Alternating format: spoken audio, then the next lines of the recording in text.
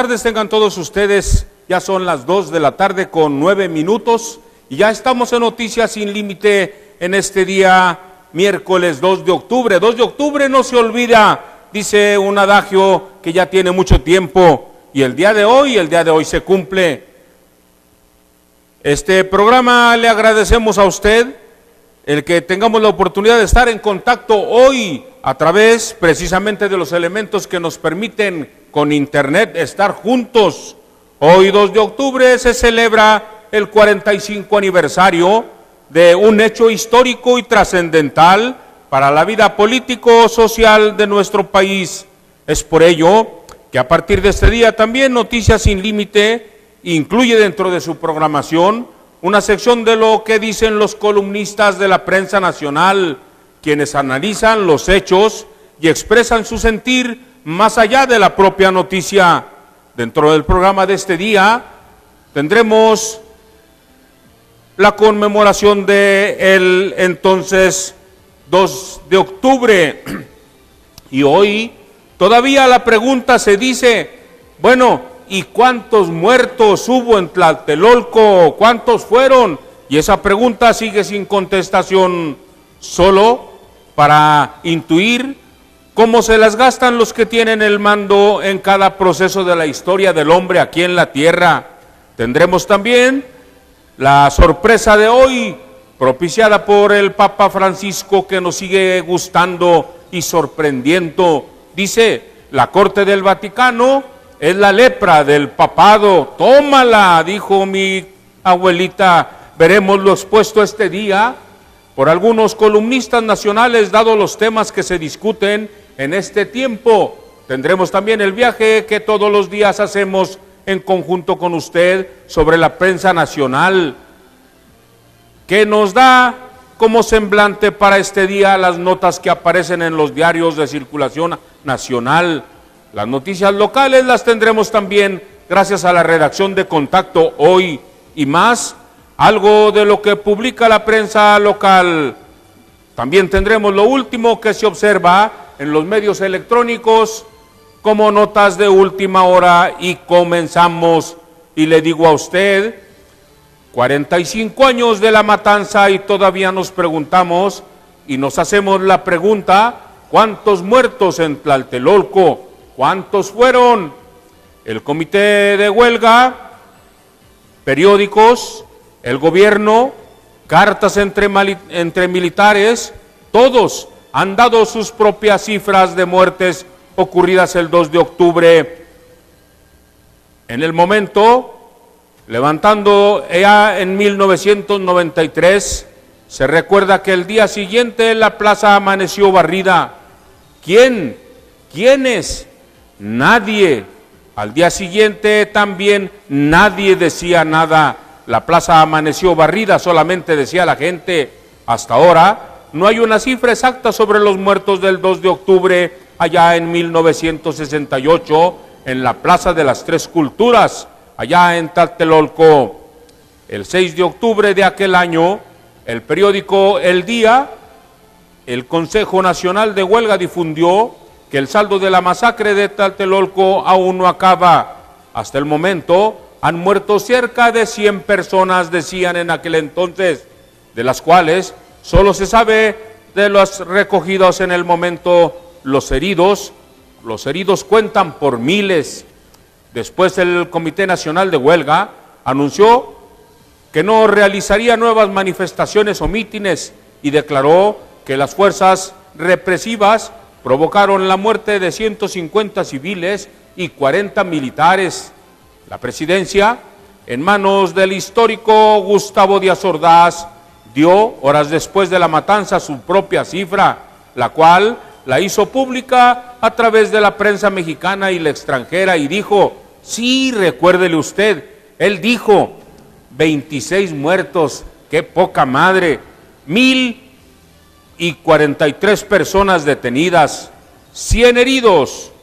En 1968, el general Alfonso Corona del Rosal, jefe del Departamento del Distrito Federal, y el general Marcelino García Barragán, secretario de la Defensa, intercambiaron cartas que aluden a la matanza, en las cuales fueron publicadas en la revista Proceso. En cuanto al número de muertos, supe que el general le correspondió ordenar y vigilar que se recogieran los restos de las personas desaparecidas en la Plaza de las Tres Culturas. Exactamente hubo 38 muertos, de ambos sexos, ahí en la explanada. Así se decían los números, las gentes del poder. Vino gente de los Estados Unidos, las cifras oficialistas contrastan con lo que después de aquel trágico día reportó The Guardian.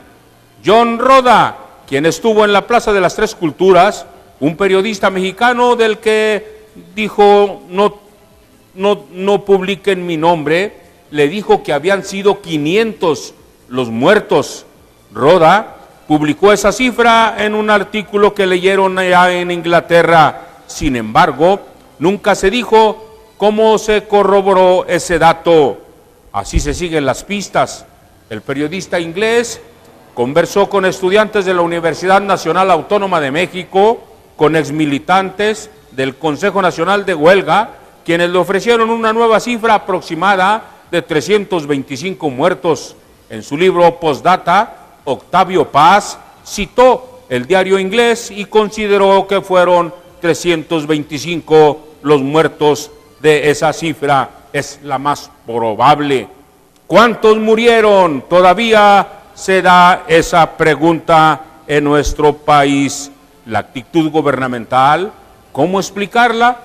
La matanza del Tlatelolco nos revela que un pasado que creíamos enterrado está vivo e irrumpe entre nosotros. De acuerdo con documentos de desclasificación de la Embajada de Estados Unidos, también ellos dan sus cifras.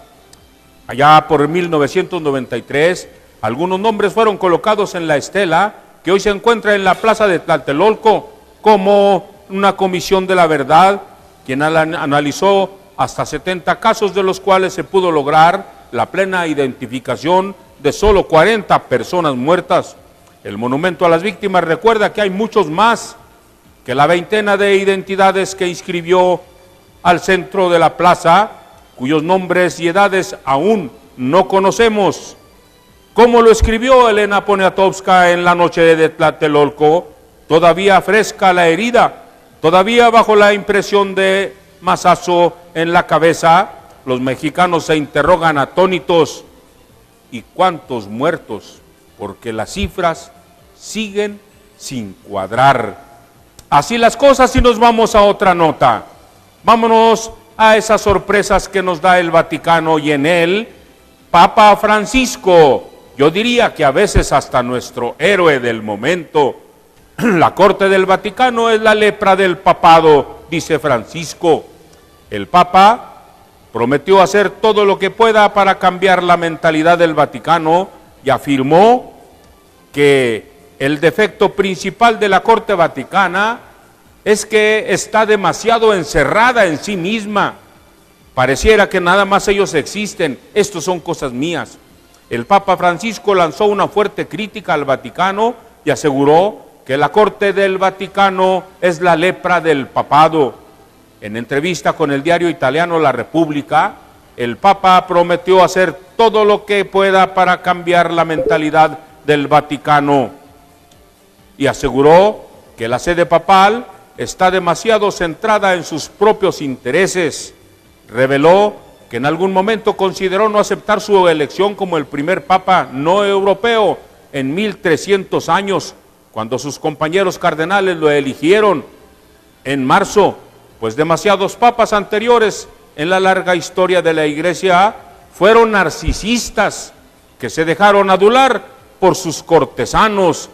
¡Qué tremendo y qué profundo lo que nos dice Francisco en esta sorpresa!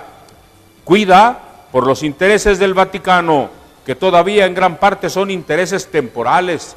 Esta visión vaticano-céntrica descuida el mundo a su alrededor y yo haré todo para cambiarlo, dijo el Papa Francisco. La entrevista realizada la semana pasada en la austera residencia de papal, en una casa de huéspedes del Vaticano, se publicó cuando comienza precisamente una reunión de 3 días a puerta cerrada con 8 cardenales de todo el mundo para que lo ayuden a reformar la problemática administrativa del Vaticano, conocida como la curia.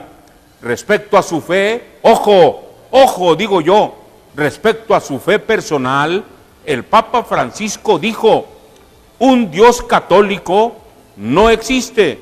Yo creo en Jesucristo, su encarnación. Jesús es mi maestro y mi pastor, pero Dios, el Padre, es la luz, es el creador de todo, les dijo Francisco, y así las cosas en esta nota que me da gusto comentar con usted. Vámonos ahora al contenido publicado originalmente por el área de Sin embargo MX, en su sección Columnas de Columnas. Noticias Sin Límite hace un reconocimiento a los columnistas del país y pone a la disposición de todos los temas y sus pensamientos. En esta ocasión trataremos entre los temas a favor y en contra de la Coordinadora Nacional de Trabajadores de la Educación. ¿Qué dicen algunos comentaristas en la jornada? Julio Hernández López dice que aunque fuera solamente por la persistencia de su protesta, el presidente Enrique Peña Nieto debería de concederles una audiencia en su residencia oficial a los miembros de la Coordinadora Nacional de Trabajadores de la Educación. Y aunque el mandatario ha recibido en Los Pinos a deportistas y a otros grupos de índole bien variada, Peña Nieto no ha hecho caso a los maestros y el conflicto magisterial ha sido puesto en manos de dos hombres, de Miguel Ángel Osorio Chong y Luis Miranda, con ese gesto cesarista que se reserva como solitaria facultad ejecutoria inapelable, el uso del pulgar hacia arriba como diciendo que vivan, o hacia abajo que diga que muera, el destino de los gladiadores. Enrique Peña Nieto confirma la inutilidad de todo el proceso político de presunta y apertura negociación con los profesores, quienes han sido groseramente llevados a lo largo de meses por un sendero de mesas de negociación, consultas, diálogos, que en nada sustancialmente ha modificado la línea central del proyecto priista de recuperación del control del aparato educativo. Esto mediante el sometimiento de la vertiente gordillista y al mismo tiempo de represión, exclusión laboral del movimiento no oficialista. Mientras que en el Universal, Ricardo Alemán publica una columna en la que agradece sarcásticamente a los maestros por distintas razones. Ojo, qué diferente la forma de ver el conflicto magisterial, porque Ricardo Alemán les dice: gracias maestros, porque han demostrado a los ojos de millones de mexicanos que la mafia de la señora Gordillo era un mero juego de niños frente a la mafia criminal de la Coordinadora Nacional de Trabajadores de la Educación. Gracias, porque reiteran que las mal llamadas izquierdas mexicanas, todas ellas disque izquierdas que los apoyan, se han convertido en todo aquello que le criticaban al PRI, grupos retardatarios, conservadores, que solo buscan el poder por el poder. Gracias maestros, porque han contaminado con su radicalismo delirante y su concepción conservadora y criminal todo aquello que tocan. Desprestigian la lucha legítima de Andrés Manuel López Obrador y su Morena, desprestigian aquellos gobiernos a los que han sometido como Oaxaca, Michoacán, Chiapas, el Distrito Federal. Gracias, porque hacen el trabajo sucio de hacer ver a los gobiernos de izquierda como los más conservadores y atrasados, por más rancios y los menos progresistas. Así las cosas, así lo dicen en estos dos columnistas, y por ello me da gusto decirles gracias porque piensan y porque nos dicen sus pensamientos. Vamos ahora a un espacio Contacto Hoy y regresamos con ustedes con ese viaje a la prensa nacional. Siga usted con nosotros.